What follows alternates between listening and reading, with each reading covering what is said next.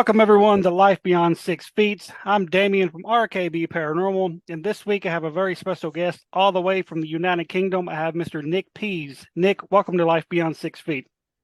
Thanks so much, Damien. It's a pleasure to be with you. Now, when you first reached out to me in January, I had no clue like who you were, never heard of you, and I kind of did a little bit of research, not much, because I wanted to kind of see who I was getting ready to talk to, and I didn't realize you were actually in the United Kingdom. Yeah.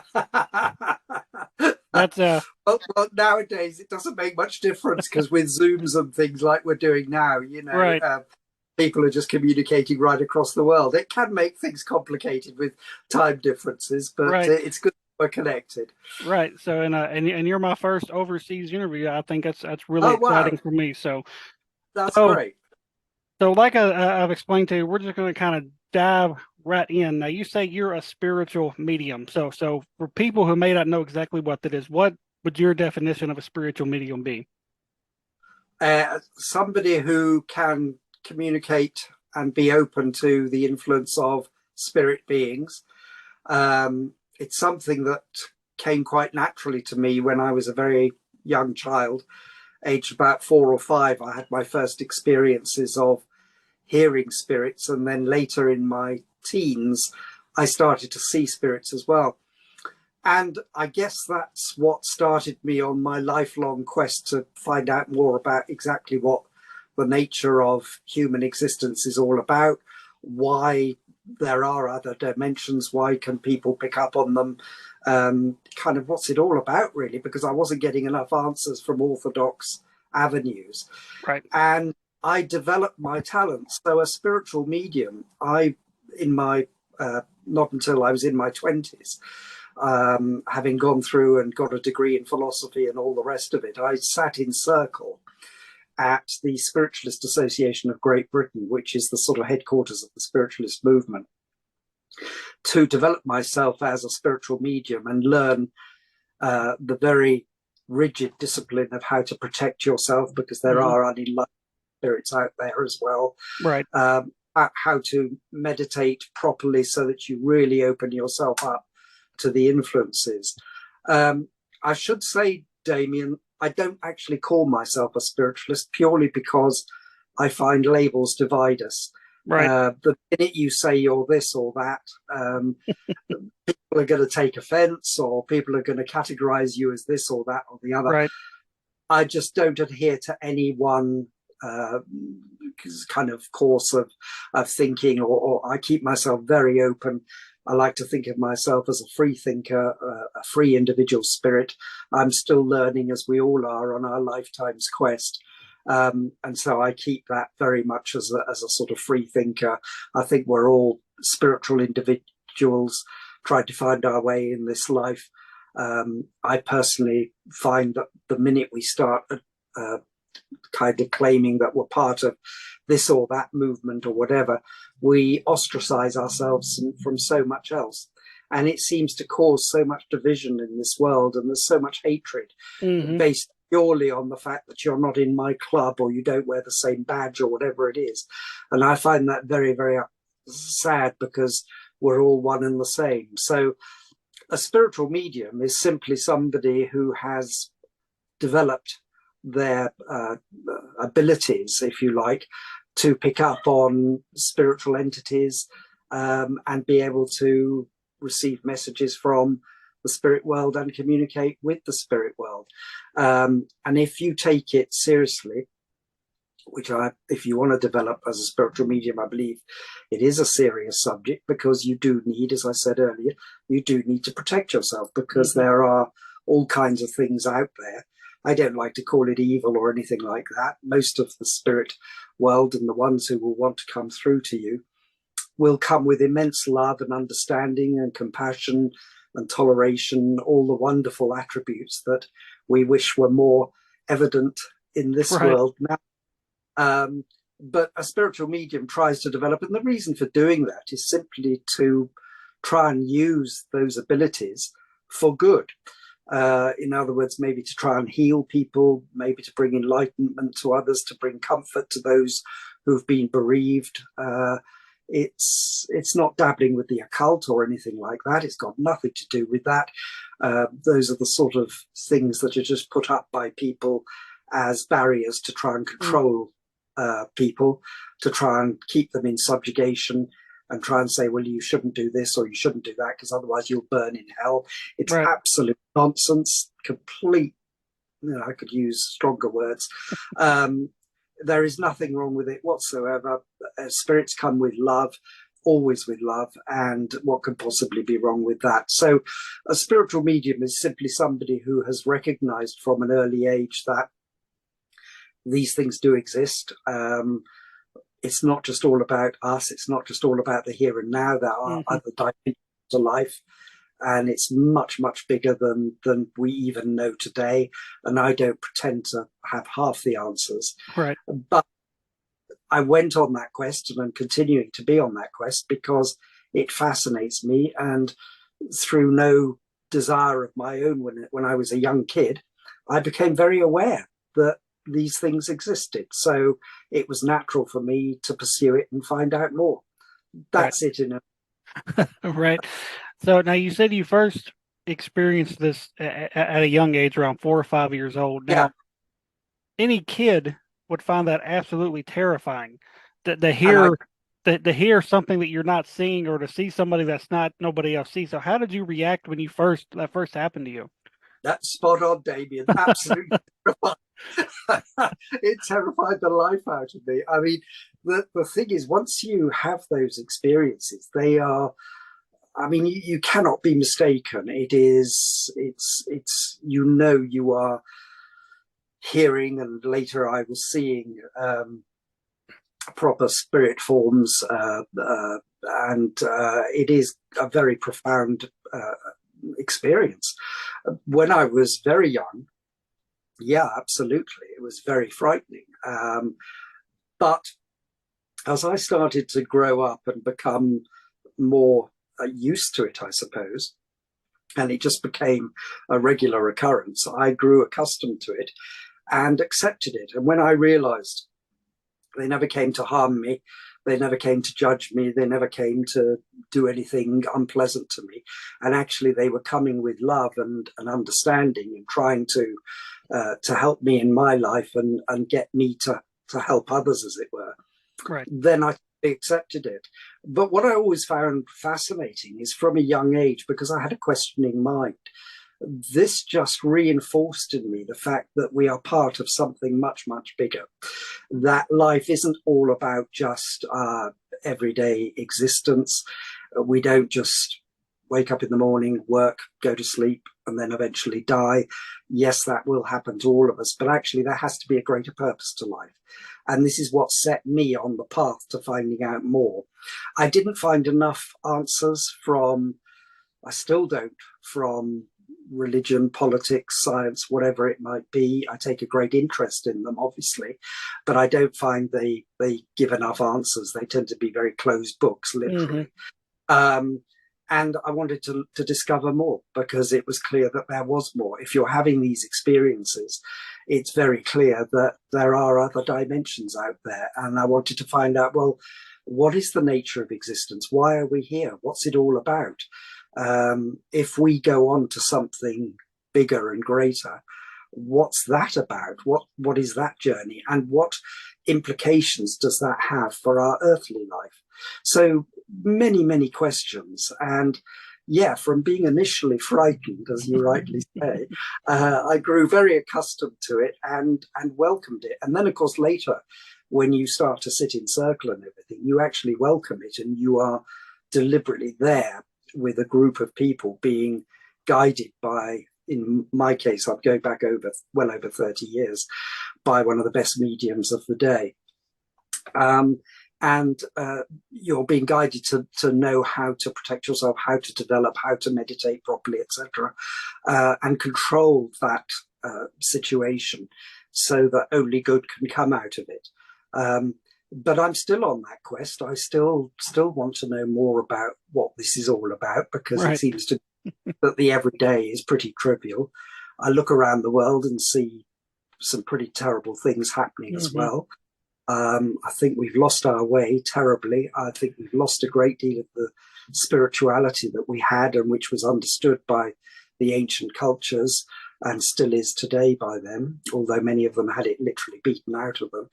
Uh, and I just think I've always had that feeling that there has to be more to this life than just the everyday. There has to be purpose to it. And I think once you start to embrace that idea that we are spirits in the material world, Hmm. we come from spirit, we are spirit, we will return to spirit.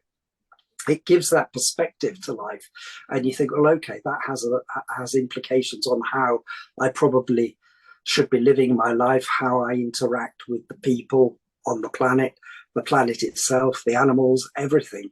It has a very, very wide perspective to it. So yeah, from as you rightly say, from being terrified to being now extremely comfortable with it. Hmm. That's not to say that there can be instances where you come up against a spirit entity in surprising situations that Hmm. can sort of take you back a bit, but then you realize, no, I'm okay. I'll deal with this situation. And Right. as I say, most of them come through with love and real compassion, and it's beautiful. Right. So, as you got older and you learned more about this stuff, like when did you kind of decide that's something it's something you wanted to kind of pursue because it really intrigued you? Like when did you kind of decide I want to know more about this? Um, I started as a very annoying questioning child to ask all sorts of questions of my dad. Um, so starting at that point, I mean, around the time that I was first having my first spirit experiences at age 4 or 5, and beginning to recognize there must be more to this world than meets the eye. I guess a year or two later, I remember standing outside, probably aged about 6, outside our house with my dad looking up at the stars and asking him, because I'd heard about this concept of infinity. And I said to him, well, what does that mean exactly? I'm looking up at the stars. Where do they end? Where how can something not have a beginning or an end? And of course, he couldn't answer me. And, he gave me the best answer he could at the time. But I always had that sort of, well, what are we part of? And as I started to grow up in my teens, as I say, I started to see spirits. And then I started to have all kinds of strange experiences as well, where I might have knowledge of something in advance of it happening. Spirituality doesn't have anything to do with fortune telling, but nevertheless, certain things can be seen. Let's Hmm. put it that. Um, but I wanted to subject all this to analysis. I think skepticism is very healthy. And so I went to university and studied philosophy. There is no more forensic, analytical, skeptical study than philosophy. It puts everything under the microscope to try and unearth what is the real nature of existence. Is there a God? What are we made of? We build our world from our 5 senses, yet we know that the animal kingdom has senses far more heightened than ours, and they interact with the world on a completely different level. So all these things start to make you think, hang on a minute, there's a different way of looking at this life Right. than just the human perspective. So I studied philosophy. Then after that, I joined a circle at the SAGB in London, which is a fantastic place where you really learn. Although I was already had what some people would call gifts, although I don't view it like that because everybody has that gift. It's just a question of whether you want to develop them or not. But at the SAGB, I developed my mediumistic gifts so that I was even more able to communicate and receive spirit influence. Um, so yeah, the seeds were sown very early, Damien, when I was an annoying, questioning young kid. Always say, "Well, why? Well, you will believe this. No, why? Or that such and such happened. It's written down here. No, how? Why? What?" it's, but I still believe that. I think it's very positive to be skeptical and to ask questions and Right. not just accept things as they are presented. And it's something I almost joke with people when I say, yeah, over my lifetime, of not just getting a degree in philosophy, but developing as a spiritual medium. I've studied the world's religions. I take a great interest in scientific discoveries, particularly as they relate to energetic Hmm. discoveries, because everything, as we know, Einstein proved it, is made up of energy. You cannot destroy energy, which is why spirits still exist, because they are made up of energy. All these things absolutely fascinate me. But when I accumulate all this sort of knowledge and lifetime experience, I still say to people, please don't believe a single word I say. Find your own truth.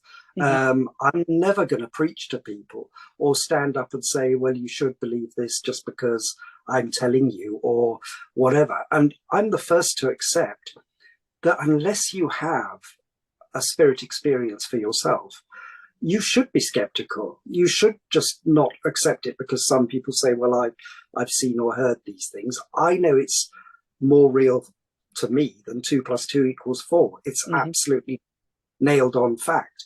But I just wish more people could have that experience, because it wouldn't help them to acknowledge that spirit as a reality. Which, and you may well be asking me about my book as we go in further into this, but that's exactly why I wrote my book, Revelation, because it's a thriller. So you can read it as a thriller, but it has some very deep, thought-provoking questions posed within it. Because the whole tenet of the book is, what if a device could be invented which could prove scientifically 100% that life after death is a fact? Hmm. And in the book, that's the whole point, that how would people react to that? Now, to me, it would be absolutely fantastic if somebody could, I know it's a reality. Spiritual mediums know it's a reality. Millions of people around the planet who've had those experiences, many of them downright skeptical to start with, will tell you that, yeah, it's real. The thousands and thousands of people who've had near-death experiences or have died on the operating table or whatever, and had those experiences and come back and said, yeah, it really is a fact, and that dying is like just stepping into another room. It's not like heaven and hell or anything else. So how would people react? And the point of the book is, it wouldn't just be accepted and plain sailing. There would be vested interest, be they political, religious, whatever, scientific, whatever it might be, who would see a device like Revelation as a threat to their status quo. And in the book, they try to shut it down and its inventors. They try to destroy it. And that's when the book becomes a thrilling roller coaster of events, whilst the inventors try to escape to bring their incredible invention into the public domain. But that's why it poses some deep questions, because whilst we're talking here about these things, it really does touch upon the fact that if you could prove it scientifically that life after death is a fact, how would the world react? It's quite a question, because Hmm. you and I might accept it and love it and welcome it. Believe me, there would be a lot of people who would find it very threatening, Hmm. almost. Yeah. So it's interesting. It's like, I don't know. It's like anything that happens that disturbs people's status quo. A lot of people would want to shut it down. So I find these things fascinating. I bring my lifetime's experience to bear and all my knowledge in the book itself, but hopefully posing a lot of thought-provoking questions as well. Right. And something like that, I think would be, like you said, accepted by a lot of people. But then a lot, then you have these other people that would want to shut it down and say all this negativity about it. So, speaking of your book, like when did you sit down and decide you wanted to write this book? Um, well, it came to me. It was spirit given. The whole thing was quite extraordinary.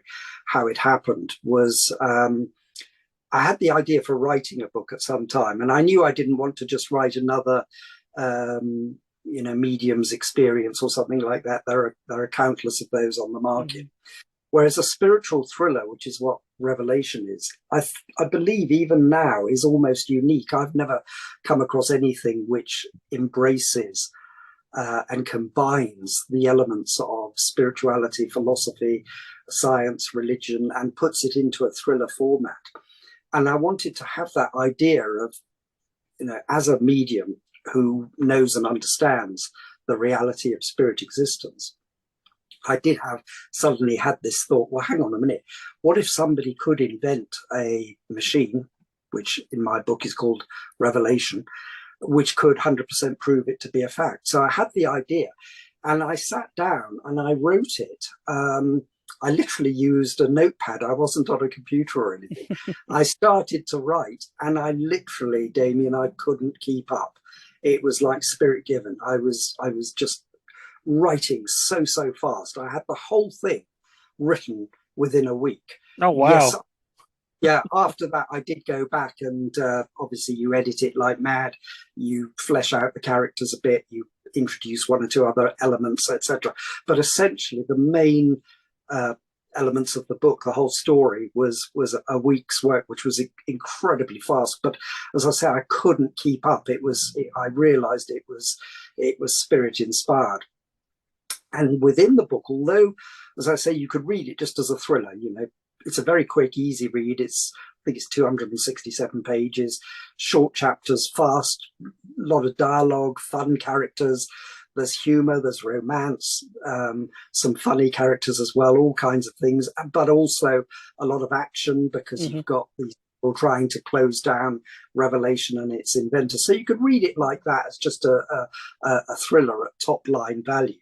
Right. But underneath it, within there, there's an awful lot of spiritual philosophy, science, religion, all the rest of it that really poses deep questions that make people think, you know what, I've always thought that. I've always wondered that, or whatever it might be. And here it is in a book telling me these things. So it is not science fiction. The book is not science fiction at all. All the science within it, everything quoted, and it's not a heavy read. I just say that any references made are of the science of the day, and everything is very, very real. It could happen, and it literally could. I mean, Damien, tomorrow, I wouldn't be surprised if scientists suddenly said, yeah, we have come up with a device called Revelation or whatever they're going to call it that right. can prove. I mean, that these things happen every day. It may not happen in my lifetime. Be wonderful if it did, but I believe one day something like that will happen. And like most of the great scientific developments, it will probably happen by accident, as it does in my book. If people read my book, they'll find out how it happens. Many of the world's greatest scientific achievements, if you think about it, have happened quite by accident. And the reason I think it might well happen is because scientists, now that we know that everything in the universe is made up of energy, scientists are more and more beginning to investigate the composition of things, what this energy means, what it means to us, etc. And the fact that spirit exists on an energetic level, the more you're starting to investigate energy and trying to reveal it, the closer scientists will come to revealing other dimensions. And an analogy I often use, in fact, I use it in the book, is if you have a television in your room at the moment, or in my room from where I'm speaking, it's switched off. But if we switch on the television, the screen will be filled with vision. There will be, you'll hear the sound, etc.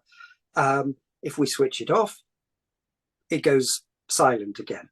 Doesn't mean the TV waves aren't still in the room. They are. Same with the radio. The radio waves are still in the room. If the medium is switched on or off, you can receive them. If the medium is switched off, you won't receive them. And that analogy holds true with how I approach the existence of spirit. There are so many things round and about us that we don't necessarily see or sense with our very limited five senses. Doesn't mean they're not there. They are. You think of X-rays, gamma rays, whatever you might like to think of. These things exist. They are out there. And television waves, literally right around the world. Right. And I think more and more scientists start to look into the nature of energy, and the different frequencies and levels because again, Einstein said everything is vibrating at different frequencies, and those like myself who've developed as a spiritual medium understand this, that spirits have a very high frequency, whereas the earth vibration is actually quite dense, quite low, which is why spirit communication can actually be quite tricky, particularly in this day and age where through wars and strife and the immense problems we've created for ourselves on this planet, and indeed what we're doing to the planet itself, has created a very dense atmosphere around us, and it makes it harder and harder for spirit communication to take place. But with energy exploration, I think this could well lead us one day, as I say, maybe in not my lifetime, but there we are, that's not important, could lead us to the discovery of other dimensions. And that's going to be fascinating, because spirit isn't just one dimension, as you probably know. There are many dimensions to the spirit world, but that's a massive subject in itself as well. Right. And now this was your first book, correct? Yes, correct. Yeah. And so just some of the reviews for your very first book, Yeah. I dug into this. It says, fast-paced turner from the start, brilliant and thought-provoking, a gripping read right from the start, an excellent read, amazing concept. And I read several that said it was a great page turner. So for the a first book, that's a lot of like badass reviews for your very first book. Yeah, So yeah, it is. Yeah, I'm very pleased with the reviews, and it's a pleasure to receive them. I mean, I should say, Damien, I am actually a writer by trade. I'm an advertising copywriter, okay, which is my day job, and which keeps me very busy. I'm always writing to deadlines, always, creating new ideas and all the rest of it. So writing is my trade, but it is my first book that I've ever written. I've written ads, from television commercials down to whatever, press ads, a lot digitally now as well, and used to seeing my words in print and reaching huge audiences. But this is the first time I've actually sat down and written a book as right. such. I've always kind of wanted to write it, but I guess because of the way I've developed over my lifetime and added the kind of knowledge I have to myself, and the experiences I've had, quite extraordinary experiences sometimes with spirit beings. I wanted to use that because, I'm a great believer. Sorry, my other phone's going, but we'll just ignore it. Sorry, I'm going to switch it off. Okay, sorry. You're good. Oh, good afternoon, Nick. This is Lynn, publishers to the NHS. We're looking for one hypnotherapist to appear in our brochure, because unfortunately there's a very long waiting list now with the NHS. Sorry, Damien, are you able to edit that out? I'm gonna leave it in, man. That's what I was saying. I don't edit anything, so stuff like that. Stuff like that. This is the real world. It does. It makes the real world. It makes it more entertaining. So yeah, the real world where things happen like that. Exactly. Oh dear. No, but the reason for writing the book came about purely because I wanted to use all that knowledge and experience to put it out there, and yeah, you've just read some of the reviews which say it's really thought-provoking, and that's exactly what I wanted to do. But also, because I'm a great believer in trying to spread kind of peace, love, and happiness into the world, at the risk of sounding like an aging hippie, but that's why I wanted to write the book. And without giving anything away, it has a beautifully life-affirming conclusion, which has often moved people to tears. I've heard people say, really, but tears of happiness, that they really feel uplifted and hopeful at the end of it, which is, I guess, the kind of message I wanted to give, because, as I say, you look around the world, there's a lot that can make us feel a bit dark at the moment. with the sort of stuff that's going on out there. Equally, there's a lot of good out there, but I wanted to focus on the good and just say, let's be optimistic. Let's say we can solve our problems. Personally, I think that can only come from rediscovering some of the kind of old type spirituality that, as I mentioned, the ancient cultures understood. I don't think the modern approaches to that, and politics has failed us. All kinds of things have failed us terribly in finding a way of unifying people. Because some people might say, well, I've already got that in my faith or whatever it might be. But it doesn't go far enough, and it closes off so much to you, particularly those faiths that say, oh, you shouldn't be touching spirituality or, allowing communication with spirits because it's wrong. Who are they to tell us that it's wrong? It is not wrong at all. The ancient cultures all understood that and lived close to nature because of it. They talked about looking after Mother Earth. They never took out of Mother Earth more than they could put back in. They weren't perfect, as they would be the first to admit, but that kind of spirituality that they exercised was beautiful in many ways, and looking after the animals, and yeah, they communed with spirits because they found it perfectly natural. And as I will repeat again, when spirits come through, they come with love, compassion, toleration, understanding, healing. What can possibly be wrong with that? Right. If you're going to tell me that that is the work of the devil, then I'm going to ask you to go and look in the mirror and say, hang on a minute, maybe my system of beliefs or whatever it might be is actually the one that needs to be challenged, because I'm talking about peace, love, and happiness. Right. And I'm never going to deviate from that because I've experienced it for myself.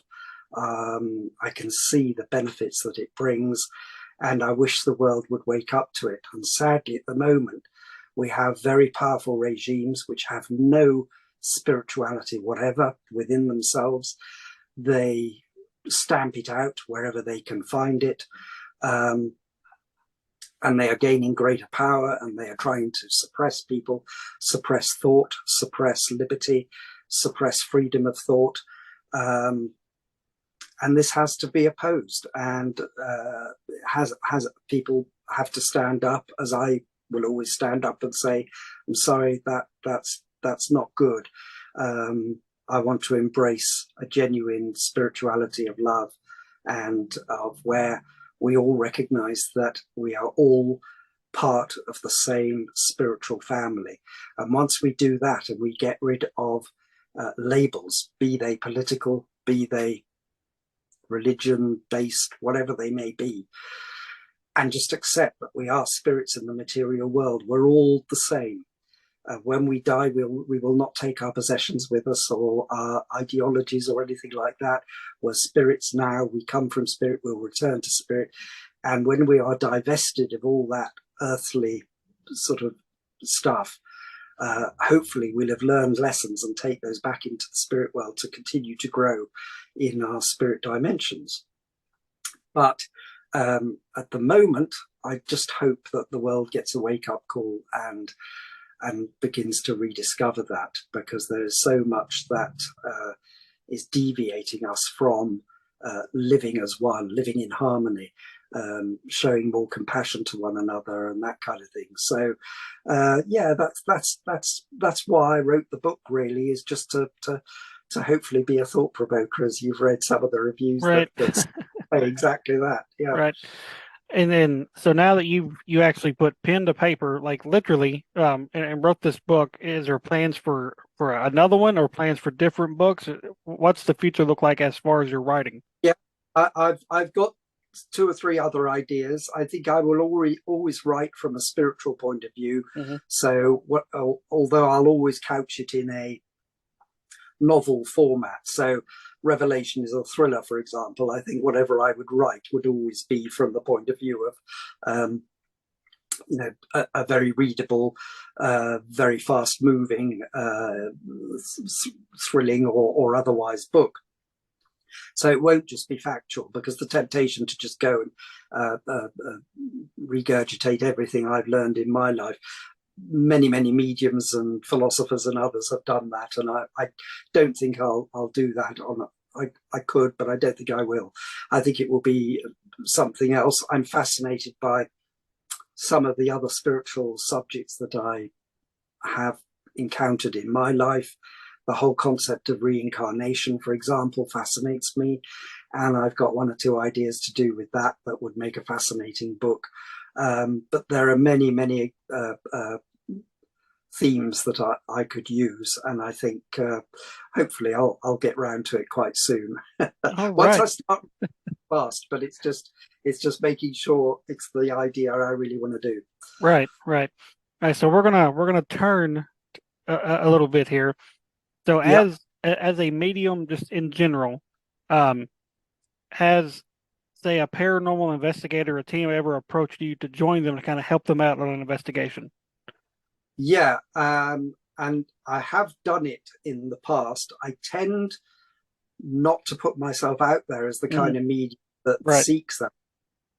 Purely for this reason, because as I said earlier, unenlightened beings, unenlightened entities do exist.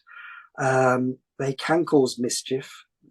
We all know about things like poltergeists. As I say, I don't like to talk about evil, but there are entities which will attach to you if they can, if they see your light and they want to. They are earthbound, and they will try to attach to you, cause mischief or whatever it might be. And I've seen that happen. And I have gone to places with people, as I say, in the past. I tend not to seek them out, purely because you can put yourself in the path. I won't call it danger, but in the path of unfortunate things, perhaps either happening to you or you drawing unenlightened beings around yourself, which I don't want to do. So I do it purely from a perspective of it's my own choice. Right. Happens, Damien, and I know I've told people this before, but only about 20 miles from where I live, there is an incredible old manor house, which is meant to be reportedly one of the most haunted places in the United Kingdom. And if you know anything about the United Kingdom, you'll know that's saying something, because we've certainly got our fair share of haunted manors and castles and you name it, and just general places.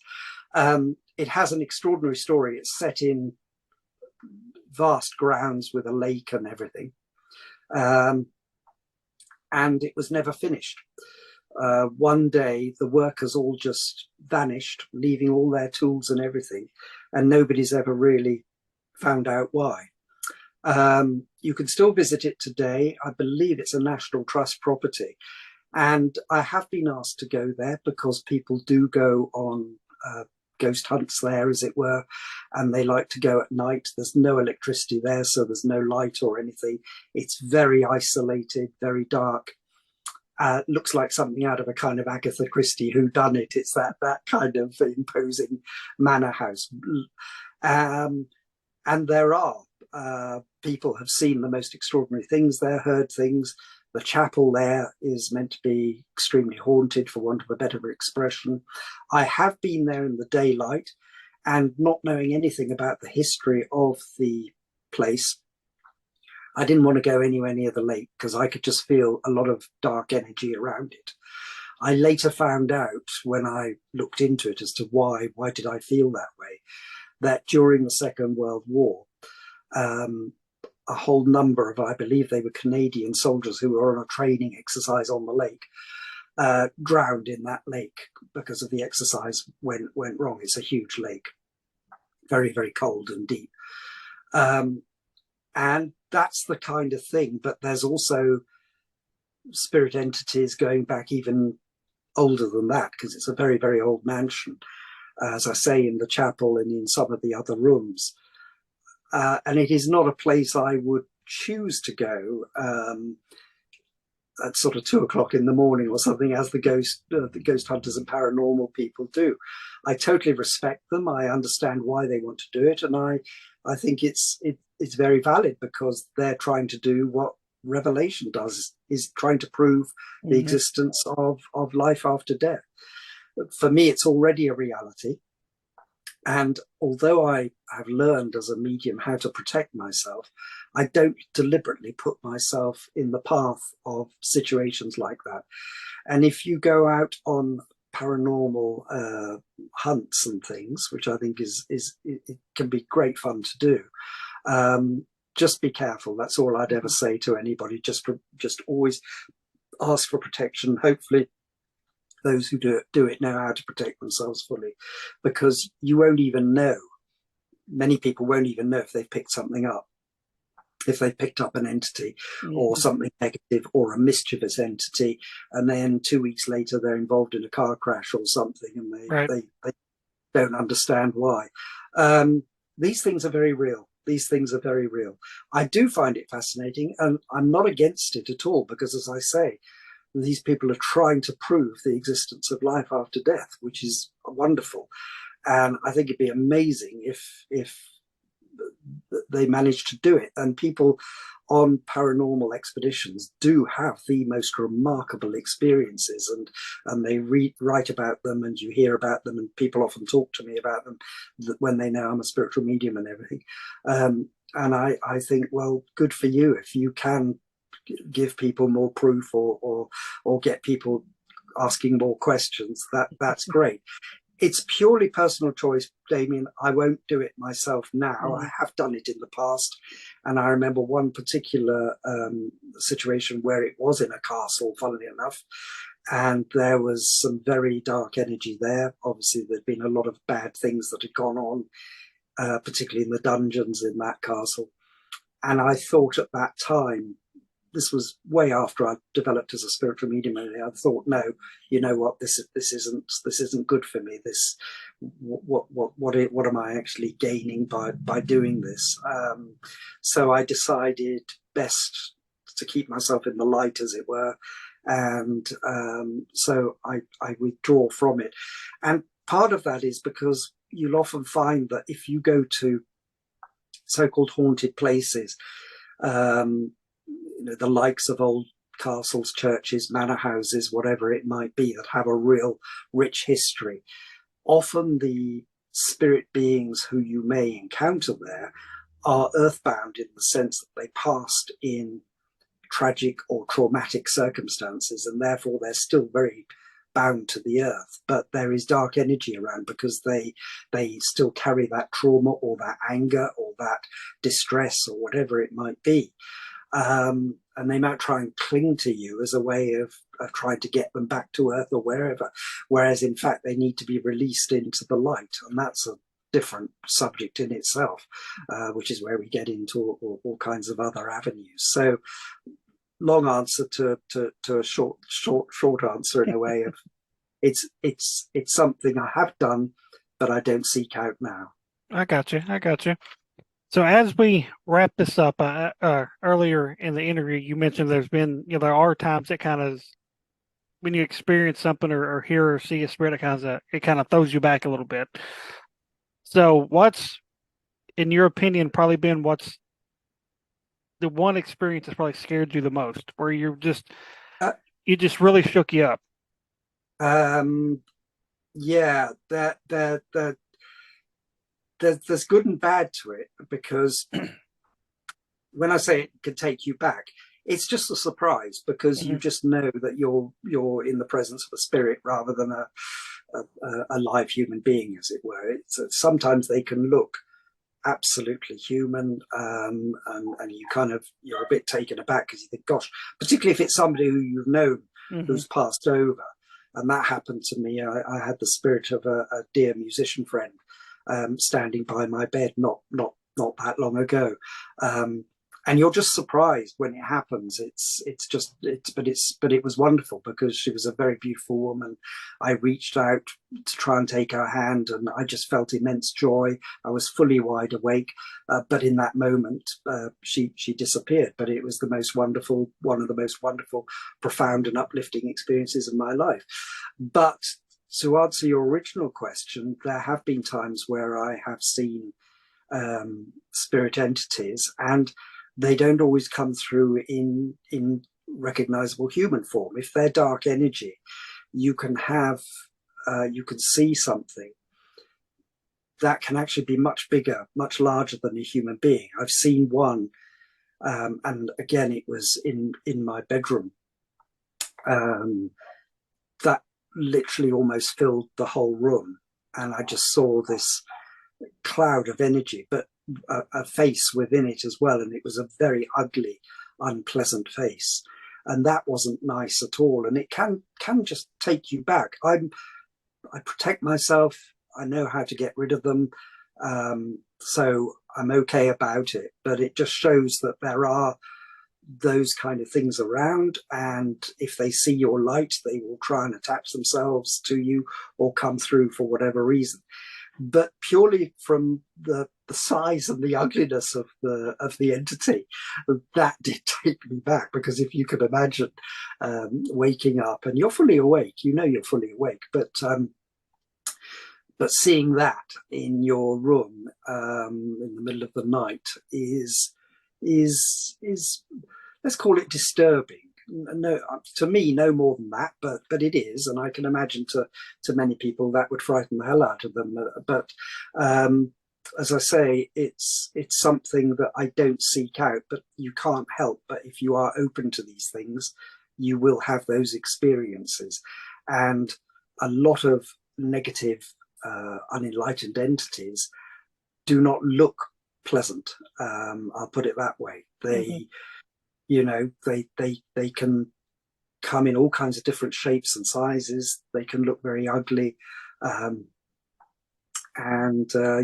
You just have to deal with that if that happens. Thankfully, it doesn't happen to me too often, but I'm aware that it's a possibility. Again, one of the reasons I don't seek out spirits in so-called haunted places necessarily, because you never know quite what you're going to come across. There's dark energy there, so best avoided. To me, to others, I'm very happy for them if they want to investigate. But I just hope they protect themselves. Right. All right. So, final question I got for you. Yeah. Somebody is just now discovering they have the abilities that you do. What advice would you give them to kind of, wouldn't say accept it, but kind of be okay with it? Because some people, like you said, are just kind of so turned off by it, they just kind of put it in the back of their mind and they just forget about it. What advice would you give them to be okay with it and to accept it? Well, I think the first thing is, do you want to accept it? Do you want to develop it? If you don't, then close it down, avoid it, ask for whatever you want in terms of protection, but just close it down if it would worry you that much. But for those people who recognize they have some kind of, we all have a gift, we all do it, just is a question of whether you want to develop it or not. Then I would say very strongly, do so within a controlled environment. Don't just leave it to yourself. Go and sit in circle with a recognized medium. Learn how to protect yourself properly, how to meditate properly, because we can all meditate, but proper channeled meditation where and you develop yourself so that when you're having genuine spirit communication, and you can sort out the rest and not accept it. That can only come over time. Developing in a controlled environment with good guides and helpers who will show you the way, teach you how to protect yourself, how to meditate properly, how to open yourself up properly, how to close yourself down properly, how to filter out everything, and only accept what you want to accept if you want to accept it. If you don't want to go that route or whatever, that's fine. But that would be my advice: is not to just dabble in it, because if you do, you are leaving yourself open, and all kinds of things can say, "Hurrah! I can see his light. I'm Right. coming in, and I'm going to do whatever I want." So, take it seriously is my view. Absolutely.